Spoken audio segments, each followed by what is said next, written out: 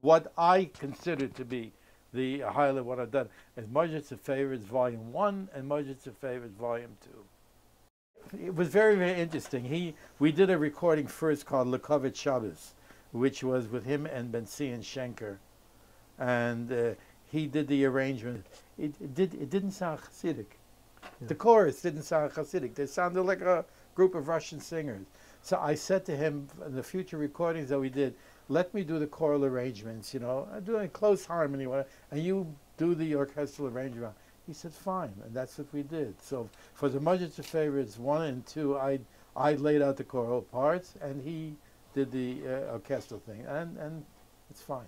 Yeah, I have to tell you that he said to me at one point, I always hear it secondhand from you. I'd like to hear it in the raw. He said, I always hear the melodies that you sing them to me. Oh, he wanted to hear the original recording, the Hasidim. Anyway, it's a very funny story. Very funny story, but so I said to him, you know what? It's before Simchas Torah.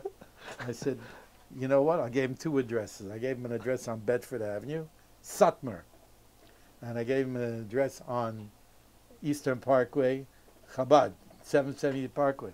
So I saw him afterwards, and I said to him, tell me, how did it go? He said, very interesting.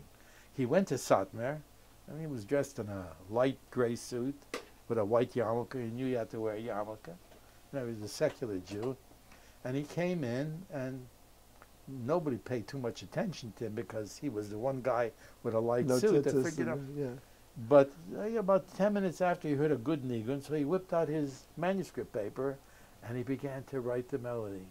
And he said, crazy people.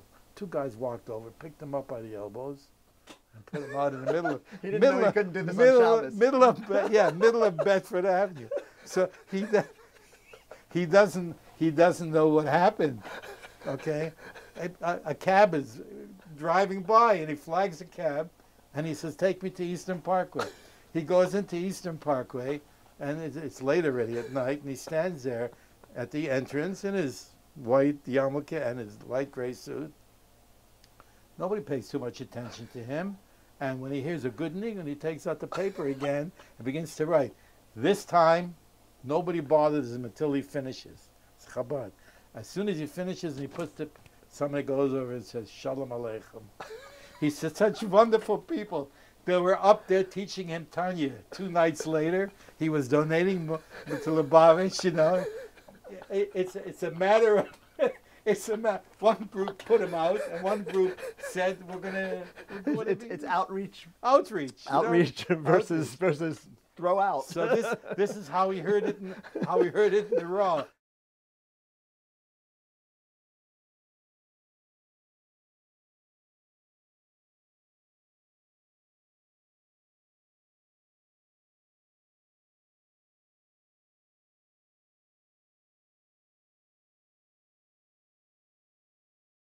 And the chorus sounded like a Russian group of,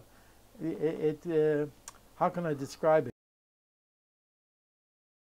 Yeah. Wonderful. I did that with Vladimir Heifetz. Yeah, and he did the arrangements? I did the choral arrangements.